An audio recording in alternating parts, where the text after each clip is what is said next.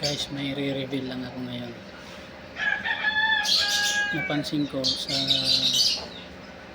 sa social media,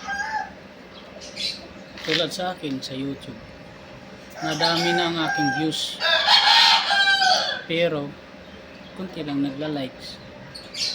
Bakit? Sa realidad, sa totoong buhay, madami talagang nanonood sa atin, madaming nakasubaybay. Ngayon, pag hindi okay sa kanila, hindi sila magla-like kasi hindi nila gusto. Kaya guys, ang lesson, kailangan galingan natin lagi sa ating mga pinopost sa social media para dumami ang ating likes. Kaya next time, maging maganda ang ating post para dumami ang likes, hindi lang views. Diba guys? Kaya lesson learned. Bye bye.